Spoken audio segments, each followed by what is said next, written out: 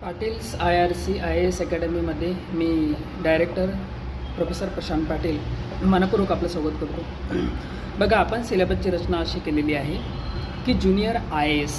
आता junior IAS म्हटल्यानंतर आपला जो पाल्य आहे तो दुसऱ्या वर्गापासून तर 10व्या वर्गापर्यंत म्हणजे सेकंड क्लास टू 10 क्लासपर्यंत CBSE, ICSE आणि IB बोर्डमध्ये शिकत असेल तर त्याचाच जो सिलेबस आहे त्याच सिलेबसचा जो पॅटर्न आहे किंवा त्याची जी रचना आहे किंवा त्याची जी प्रश्न विचारण्याची जी पॅटर्न आहे तो पॅटर्न आम्ही NEET, JEE, UPSC, NDA, CDS ज्याही कॉम्पिटिशन एक्झामिनेशन होतात की भविष्यात त्या विद्यार्थ्याला त्या परीक्षा द्याव्याच लागतात आणि त्या परीक्षा त्या विद्यार्थ्यानं जर दिल्या नाही तर त्याला कोणत्याही क्षेत्रामध्ये नोकरी किंवा ड्युटी किंवा सर्व्हिस त्याला लागत नाही.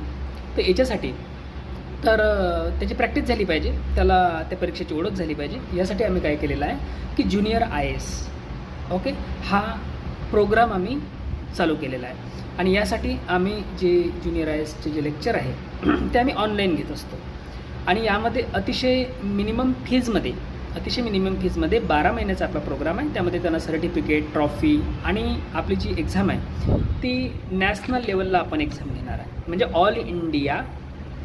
All India junior IAS entrance exam अशी एक्झाम आपली राहील. सिलेबस त्यांचाच राहील. तर यामध्ये आम्ही तो चालू केलेला आहे.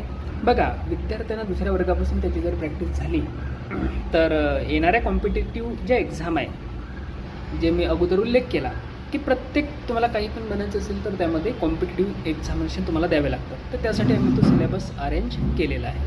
तर अशा पद्धतीनं आपण सिलेबसचं स्ट्रक्चर तयार केलेलं आहे. तर तुम्हाला ॲडमिशन घ्यायची त्यामध्ये असेल तर आपण ऑफलाईन सेमिनारसुद्धा कॉलेजला अरेंज करणार आहे. ठीक आहे. तर नेक्स्ट व्हिडिओमध्ये लेक्चरमध्ये भेटू आपण. तोपर्यंत धन्यवाद.